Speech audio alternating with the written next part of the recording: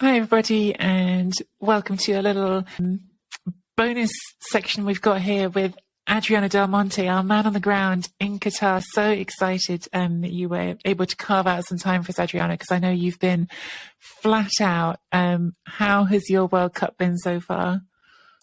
Thank you as always, Nicky. It's been wonderful time out here. Really enjoyed it. For me personally, this is sort of where my TV career began, in Qatar with beIN Sports, and I'm actually here on the ground working with them. I've really enjoyed it from a tournament perspective. Obviously, very unique in the fact that we've had 8 stadiums within 45 minutes drive of each other, and it's been a lot of fun. There have been some days where I've had multiple games in a day, which has been extremely busy, and it has been a tiring month, but no, certainly enjoying it. And the football, I think everyone can agree, the football has been magnificent. Some shocks, some surprises, so many wonderful stories, and for Remain, anything can still happen, anyone can still win. So it's been a lot of fun and a great thrill.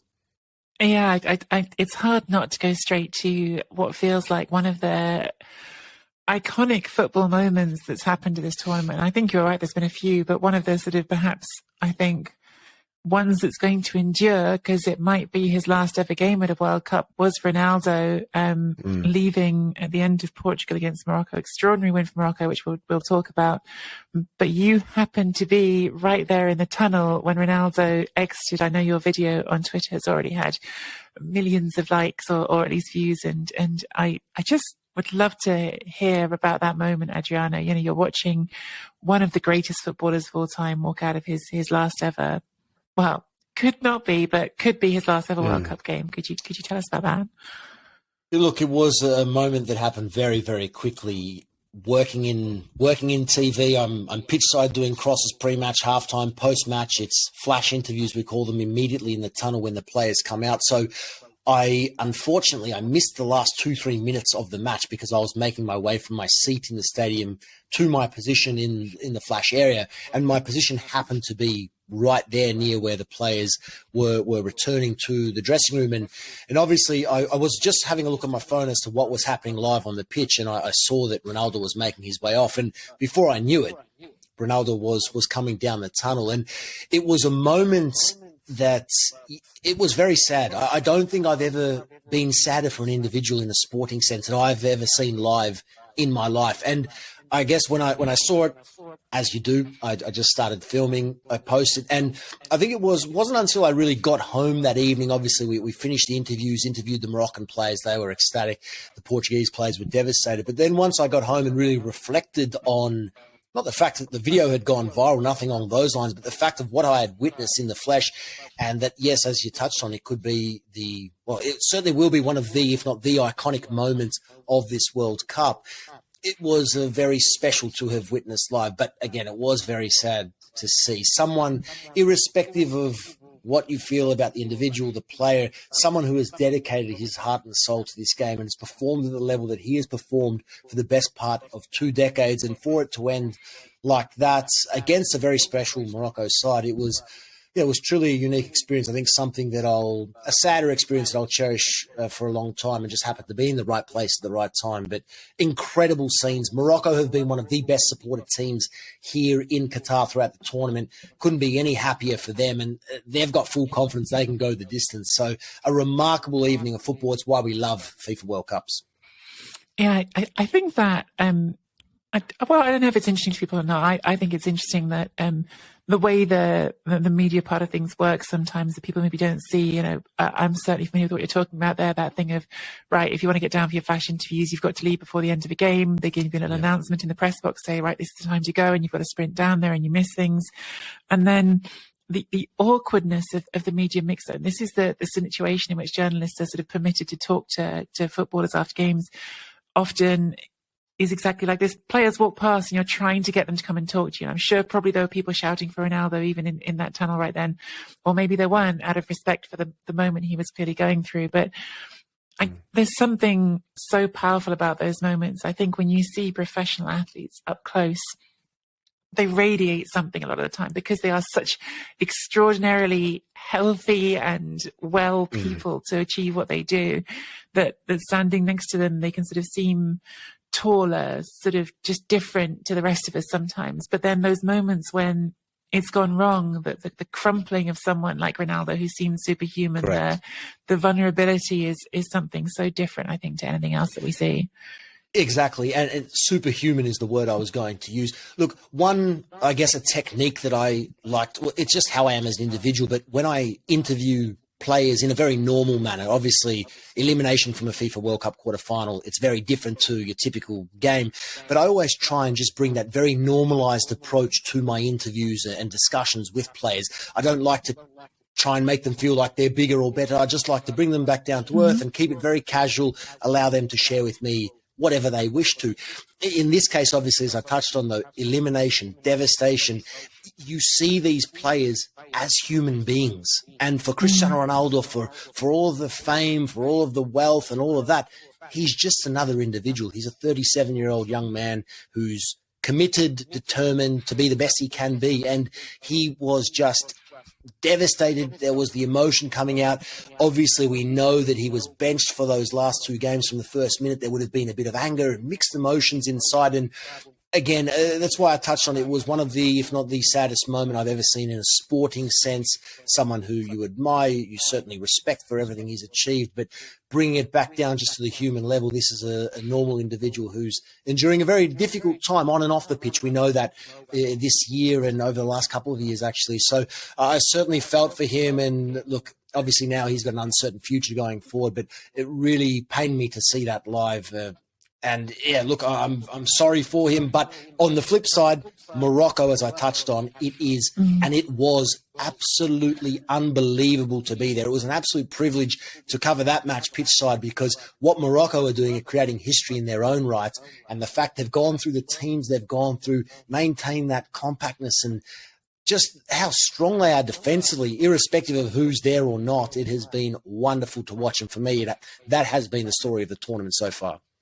Yeah, probably got a few less views, but you also had a video of Bono walking down the tunnel with I think his son hand in hand. And it strikes me from where I'm watching from England that one of the things that's really sort of been very vivid with this Morocco team is the involvement of their families. Like we've seen mums, we've seen kids, we've seen that sort of side of things. And, you know, I think that stuff's so important. I think people really underestimate how much being away for a month, playing in a football tournament, a big tournament like this, how important it is to get the balance right with your relationships and having your family members around. And it strikes me as really different with this Morocco team. The only comparison I can come up with, and I said it on the pod before, I think was Balotelli's moment with his mum after scoring against Germany at the Euros.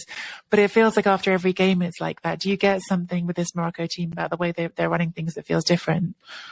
Well, definitely, it does have that family feel about it. I've been fortunate to cover a few of their matches, including their opening match of the tournament, which was a 0-0 against Croatia. Now, it was exactly the same scenes there. Post-match, obviously, once the players have done a few interviews and whatnot, post-match, there were a lot of children out and about. There were family members, and there was that really friendly feel about the squad. Obviously, with respect, Morocco lack some of the really top-level star power that France or even a Portugal have.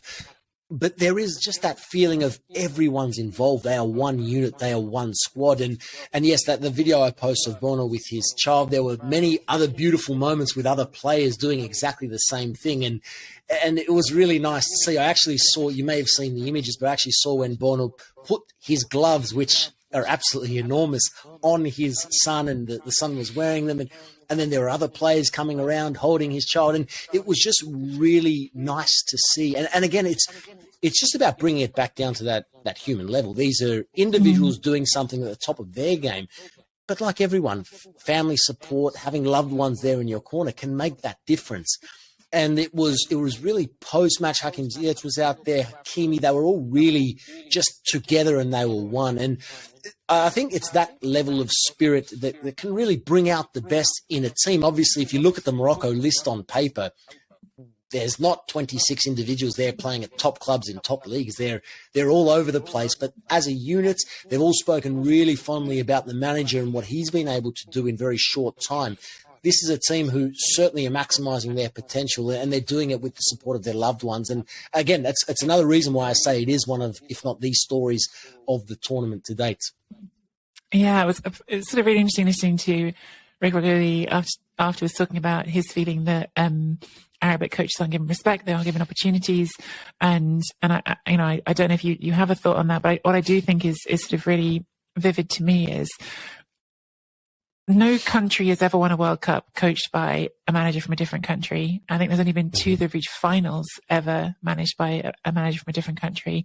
I'm not saying it's impossible. I think anything can happen, but I do think there is something about that sort of same sort of thread of when you're going to spend a month together, when you're going to go away from home for a month together, when you're going to do this, when there's a real shared understanding of the culture you want to have together, when there's something that the time you want to spend together and how you spend it. I think that's something really, really important in the mix that you have to get right. And that doesn't mean they're the only ones who got it right, by the way, because I think, of course, all the teams that get deep into these competitions tend to. I did want to ask about the goal as well from inside the stadium. I thought it was sort of, in a way, somewhat poetic. And Azzurri scored a goal that, to me, reeked of Cristiano Ronaldo. You know, that is that jump, that sort of being 10 feet high. I'm sure it wasn't 10 feet high, but he was right up looked there. Like it.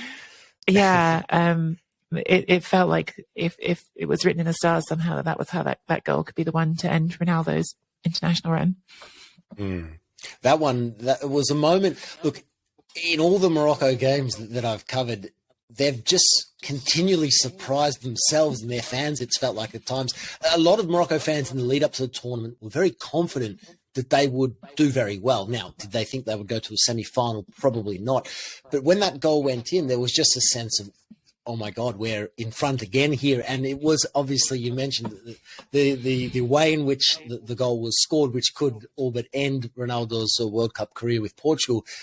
It was poetic in a way, but that atmosphere inside the stadium that the fans have provided. Yes, when a goal goes in, but throughout the 90 minutes, every time they won the ball off Portugal, they were celebrating as if it was a goal. Every time Portugal misplaced a pass, and it just had that feel. And they're certainly playing that role. And obviously, they will again have that opportunity. They'll outnumber their opponent, the opposing fans in the semi-final. They've done so in every single match. You would have heard many commentators and pundits around the world saying, when Morocco play here, it's as if they're playing in Casablanca, because it is so one-sided that they're playing a part on the nights. And they did that there. Can they do it again? We'll see. Just on the coaching point as well, it's actually something we've been debating regularly with the network I'm working with here, beIN Sports, with regards to, should that be a rule?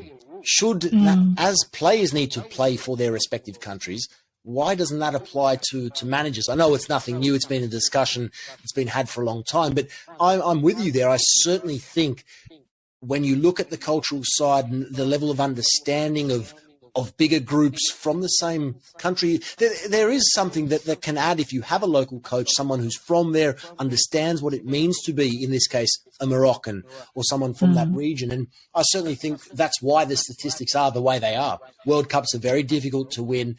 Getting through tournament football is always very difficult, but having that extra layer of understanding and knowledge about what it means to be someone from that country can certainly, again, bring out the best in a team. And that's what we're seeing here with Morocco.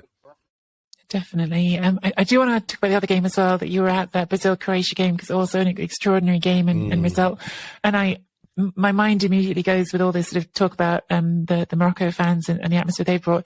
It definitely felt like there were a lot of Brazil fans out there and with very high expectations from what I've seen. So how has that changed since they went out? Look, that was my biggest shock. Watching that one live, yes, Morocco was a surprise against Portugal, but Croatia, and with respect to Croatia, who continue to perform, they are an amazing group. But Brazil, it just felt that Brazil were going through. The whole stadium, 0-0. Brazil then went ahead in extra time. It just felt that, okay, Neymar scores equals Pele's record. This is written in the stars, Brazil going through. It was silent when Marquinhos missed the final penalty there. It was absolutely silent. And as such, we have now seen a shift in the fandom out and about here in public. Certainly there were a lot of people supporting Brazil, no doubt about that. And all of a sudden, they're gone, that sea of yellow are gone, and it's a very different feel about the streets. And there was a lot of disbelief outside the stadium after that match had finished. Croatia fans, there were only a few of them there with respect to comparing to how many Brazil fans were in attendance, but the Croatian fans were certainly making their presence felt, but there was just that sense of utter disbelief and shock when Brazil were eliminated of it. Look, I think at the end of the day in that match, they have themselves to blame. They took the lead. They couldn't close it out there against a team who, well, Croatia really, they weren't attacking too regularly. They didn't have too many chances on the night, but Croatia do what Croatia do, and they somehow find a way, another penalty shootout triumph. And I give them every chance in the semi-final because they did it in 2018. They're a bit older this time around, but they've got quality all over the park, and they're going to be very tough to beat. Yeah, they're such a strange team, Croatia. The resilience so in them. Because I've said this on other podcasts already. Like, I think there's a certain amount with that game. You have to accept that football is football and things just happen, because even the goal they scored, it takes a deflection off Marquinhos. And if it doesn't take that deflection, if it doesn't fly at that angle, if it doesn't wrong foot Alisson, then we aren't having the conversation we're having. But there's something in the way they just refuse to let go of games. And I certainly think that midfield three of Modric, Brozovic and Kovacic has very possibly no peers to the midfield three at this tournament. So really amazing. Can I ask you, Nicky, what do you think about the penalties side of things with regards to Neymar and the question about should he have taken the first penalty as opposed to trying to be the match winner? I think I fall in the camp of I'd rather see my best penalty taker in a position where they're definitely going to take a penalty.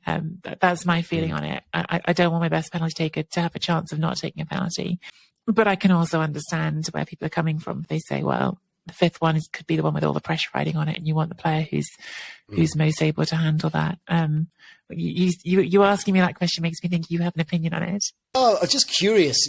Look, I think back to, well, if I'm thinking about Italy's World Cup triumph, which always comes to mind, back in 2006, Fabio Grosso took the winning penalty. Now, there was Del Piero there were a number of legends there, and Fabio Grosso, who in the end was one of the stories of that tournament, was last. So, I certainly think it's easier to look at this in hindsight and think, oh, well, Neymar didn't even take a penalty. Clearly, he should have stepped up first. But yeah. I'm torn. I was just more so curious to see what you thought. Yeah, I'm not one of these. I think some people get very, very angry about it, and I'm not inclined to get angry about it. But if I was the coach, I'd be wanting my best penalty takers to make sure they're taking a penalty. I think that's where it would boil down to for me. So, do you think now, with Brazil out, the last four we've got obviously Argentina, Croatia, Morocco and France. Does that leave Morocco as the best supported team out there, or would Argentina, I guess, be getting to that point with Messi and? Obviously, there's a lot of Messi love. The Messi love has not stopped. It's continually grown. From all reports, what I'm hearing here, there are actually more Argentinian fans who have arrived in recent days. So I think the closer Messi gets to a final, the more that will grow.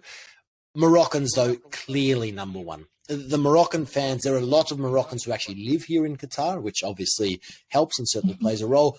But Moroccans and the Tunisian fans were the two nations that were the most heavily supported and passionately supported. So I still think the Moroccans are number one.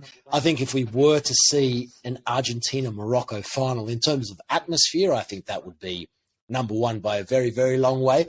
Over the course of the tournament, not sure how it's looked in terms of television, but certainly here in Qatar, on the pitch, covering many different nations, the Europeans have certainly been the least supported out of most of the countries that have travelled. So I don't really feel that there's been a huge amount of European fans who have come over for the tournament. But so France and Croatia there, I think, will definitely the least two supported here in the semi-finals. But Morocco will outnumber the French. The Argentinians will outnumber the Croatians. But look, Croatia got past that they got it done in the last round against Brazil, where it was 95% Brazilian. So I don't think that will really play a role or have an impact. And France, obviously, the defending world champions. But the fandom off the pitch has been amazing. It really, obviously, there was a lot of talk coming into the World Cup about different vibe, obviously the alcohol factor, things like this. I can tell you from purely a fan perspective, I've really enjoyed immersing myself in a different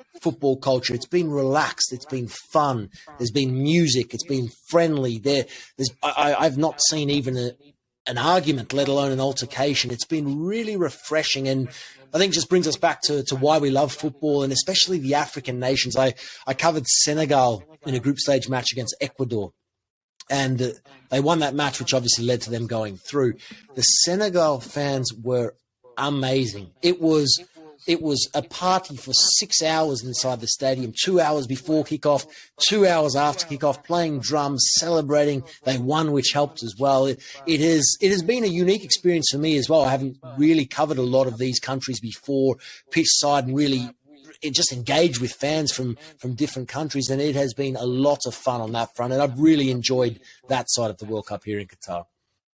Yeah, and it's really, I like being able to hear that from you, Adriano, because you're out there and I'm not, and you're able to give that perspective, and that's really powerful. It's really conflicting for me how to talk about these things sometimes, because I'm very reluctant to sort of talk about just the good side of things without sort of referencing back to all the problems there are with this World Cup, and those problems don't go away because some people out there who could afford to be out there have a nice time, and that's a complicated conversation that I think I'm going to just acknowledge without going into it in a big way, because I think that's not what we're trying to do in this podcast right now. But I don't want to sort of say that in a way of like taking away from your experience either, and those of the fans who are out there. And as you say, I think it is true with all the complications that there are around. It is true as well that the football sort of world outlook from Europe can be very Eurocentric, and it has been nice to see a less Eurocentric setting in lots of ways.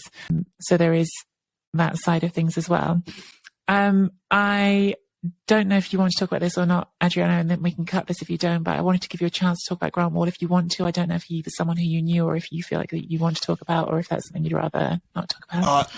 I had a few conversations with Grant over the last decade. I don't know. I didn't know him personally, though, enough. Obviously, terrible. I spoke to many journalists, many colleagues who I know who were actually there. I wasn't there because I was at the Croatia-Brazil match, but waking up to that news, I was in disbelief. Again, not someone that I knew personally very well. We did have a few engagements over the journey, but just so sad, so sad. I've followed his work. I've certainly seen what he's done for soccer in the United States, because it's very similar in Australia. Now, I've not played a similar role at the same level as he in Australia by any stretch, but I understand some of the struggles and things that he had faced, and he kept at it. And I always really admired his approach, his work, and his commitment to that for that exact reason. I could really understand what he was navigating his way through. What has been very touching, though, is I've seen a lot of US colleagues and people who I've worked with and know well over the journey who have made public some really personal experiences they had with Grant over the journey. And the common theme amongst them all was just really kindness, generosity, and just a genuine person. And look, we lose people all the time, but in this case, at this World Cup, for someone like that who, at the top of his field in a big market like the US, it's just tragic, and was very difficult still to believe that that's actually happened somewhere where we were working at that time. And it's just, look, I think in moments like that, it always puts everything back into perspective. And I just look at, sometimes I read some of the tweets that his brother had released, just talking about the conversations he had with Grant and how he was saying he was overworked and feeling really exhausted. And I think it just brings it back down to earth, thinking that what we're fortunate to do covering football, but we do need to just value everything and everyone else around us as well. There is more to life than work. And I feel heartbroken for his family, for his wife, for his family, for those around. And it's just very tough to accept knowing that that's happened here. And there was obviously since then, there's been another journalist who sadly has passed away as well. And yeah, it's just, I'm very much, after reading that news, even more so than before, I'm very much looking forward to, I'm actually back to Australia after this. So I'm very much looking forward to seeing my loved ones, giving them a hug. I haven't seen them for 12 months, and I miss my family and those that really supported my journey and my path to be able to making this a reality. So I'm really looking forward to just spending that time away from work, away from football, away from the stresses of that, and just really, giving them a hug and spending some time with my loved ones. Well said. Adriano, I'm conscious that we said 11:30 and we're past 11:30. If you need to run immediately, say. If not, I was just going to end by asking, what's been your favourite moment out there so far? What's been your personal highlight of being able to cover this World Cup so far? Look, from a personal perspective, as I touched on, it's been a really nice moment for me to actually return to Qatar with beIN Sports, because they're the first network that gave me an opportunity on an international level to do my thing. And really, I work in an industry where you really can't get better unless you're given chances to work. And it's a very tough one, because when you're young, you need experience, but where do you get experience if someone doesn't give you that opportunity? And so for me, it's sort of been an opportunity to come full circle here and return to where it all began. And I've really just embraced the entire experience. If I have to speak of something specific that will stick with me for a long time, it's certainly covering Australia's run here to the round of 16, defeated very, very narrowly to Argentina in the end. And it was special because for all of the work and everything I've been fortunate to do in my career to this point, I had never ever covered an Australian sporting team in my life. And so this was the first time I've ever covered an Australian sporting team. And for them to have achieved what they did, it really overachieved, because many were giving them no chance whatsoever. It was truly, truly special, and especially in the round of 16 against Lionel Messi. It was his 1,000th career appearance. It was a very nice opportunity to do that, made all the better by the fact that pitch side that day, my two special guests with me were Mark Schwarzer, who is a very close friend now, former Australian goalkeeper, legend, and Alessandro Del Piero, who obviously needs no introduction, a player who I grew up idolising, watching week in, week out, and have been fortunate to do some work with him recently. And why that was so special was because the last time Australia were in a round of 16 was 2006. I was very young. I was watching Italy play Australia in that match. Del Piero and Schwarzer both started in that match, and I was in my grandmother's kitchen watching that match with my family.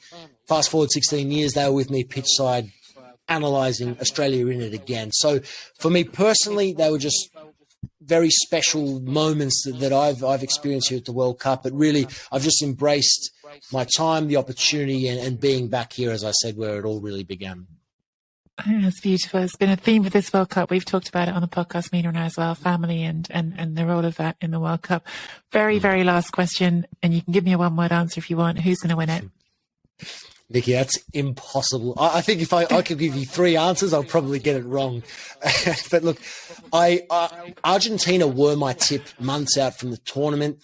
Am I confident they're going to do it? Absolutely not. But you want one word, I'll give you Argentina.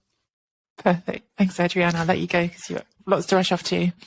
My pleasure. Absolute pleasure. Lovely to see you both. Good to see you. Hopefully see you again for some Serie A chat before too long. I can't wait. I can't believe it's back soon. I know. Yeah, it's going to be a sudden, abrupt return, isn't it?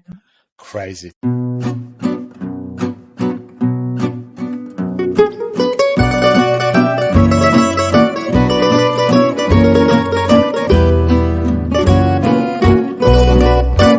Serie A Chronicles is a Media Chronicles production.